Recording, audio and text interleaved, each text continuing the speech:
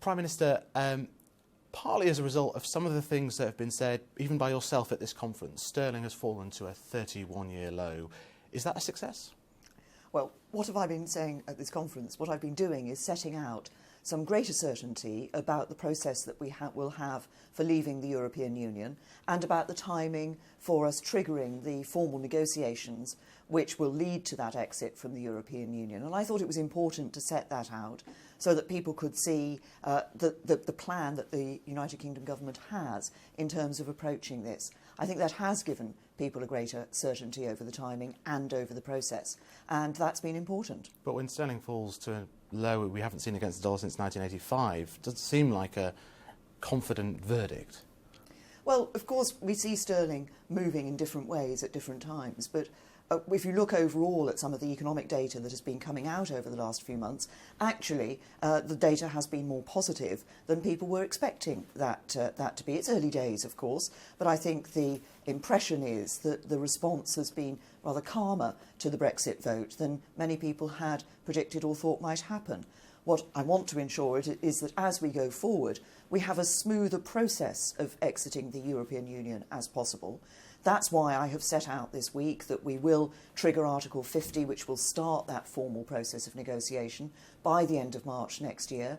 It's why I've set out that we will repeal the European Communities Act and bring EU law into UK law, so at the point at which we leave the European Union, employers and workers have the confidence of knowing what the situation will be, rather than being a great gap in UK law at the time. Prime Minister, one of the things that's played out in the fringes of this conference is that representatives of industry, of aviation, auto, the city, have expressed concern or realised that the Brexit that's coming may limit access or membership of the single market and the customs union, and this is one of the responses. Is that a fair interpretation? They're beginning to worry a little bit about their industries.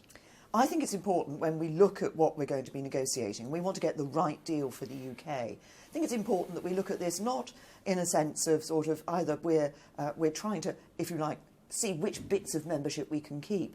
We're going to be an independent sovereign country outside of the European Union. And the question is, what is the right relationship for us to have with the EU? Now, I'm very clear about that.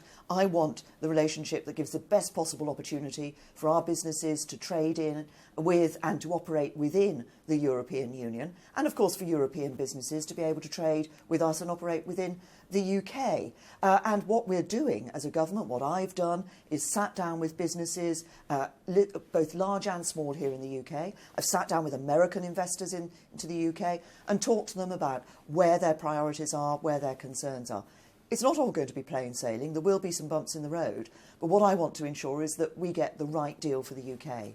And look at the history of your party, of this conference, and one of your predecessors, almost exactly 30 years ago, signed the deal, the Single European Act, brought Britain into the single market. It was seen as one of Margaret Thatcher's great successes. What is the problem for you with membership of the single market that was such an achievement of your party and your predecessor? Well, Faisal, I think, as I've just said, it's important for us to consider what the position of the UK is going to be. We will be an independent sovereign country, and the question is, what is our relationship? What is the relationship we want in the future with the EU? Now, as I say, I want that relationship to have the best possible deal, the maximum opportunity for UK businesses to be able to trade with and to operate within that market in the European Union, which is the single market. But we need to approach this to make sure we get the right deal for the United Kingdom, not looking at models that already exist, but saying what's going to work for us. You know, we've got very strong fundamentals in our economy, fifth largest economy in the world. This is about a partnership, a relationship with the European Union, which is going to be in the best interests of the UK. You've got an important speech tomorrow. Are you abandoning some of the Conservatives' free market principles?